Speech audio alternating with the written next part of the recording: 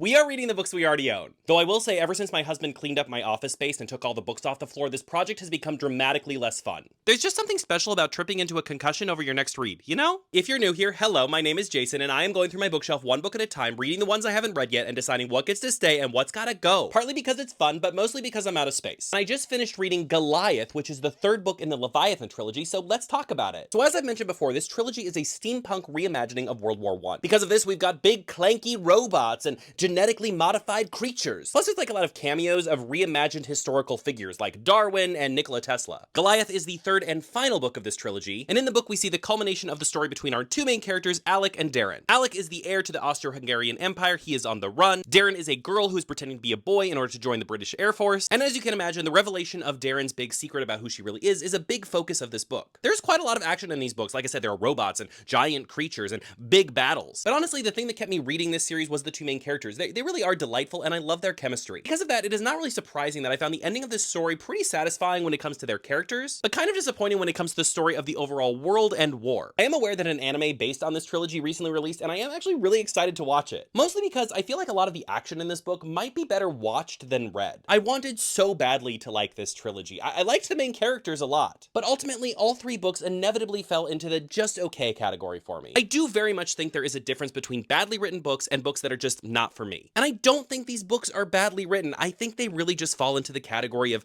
not really for me. And that is totally okay because it means I can unhaul them and get them into the hands of someone who they are for. So yeah, that's my final verdict. The Leviathan trilogy is a solid 3 out of 5 for me, and they are going to be an unhaul. Which means it is time to check out what is next on my shelf. Next up, I've got a book called Indivisible by Daniel Ailman. I have read this and I loved it. This book actually released in 2021, but I think it's even more relevant today than when it was released. This is a young adult book that deals heavily with deportation, immigration, and the evils of ICE. It is incredibly poignant, really beautifully written, and if you haven't read it yet, I highly recommend it. Obviously, I'm keeping this. Which brings us to Kings of the Wild. I adore this fantasy book. It is essentially a story about getting the band back together for one last tour, except in a fantasy setting. All the characters are older and essentially retired, but they're all gonna get back together to go on one last adventure. This is just a really fun road trip fantasy book. It's also very funny. Like, I laughed a lot while reading this book. Just holding it makes me want to reread it, so this is a keeper for sure. Which brings us to the next book on my shelf that I have not read, which is called Gutter Mage. I do not in any way remember how I got this book. Like, how did it end up here? And how is it on my shelf? I think when I was organizing my bookshelf by color, I just grabbed it because it's bright red, so I'm like, oh, it goes in the red section. Has anyone read or heard of this? I don't know, but it's the next book I'm gonna read, so I'll let you know how it goes. But most importantly, what are you reading off of your shelf this week, and is it a keep or an unhaul? You are still reading books you already own, right? Like, we made the deal to do this together.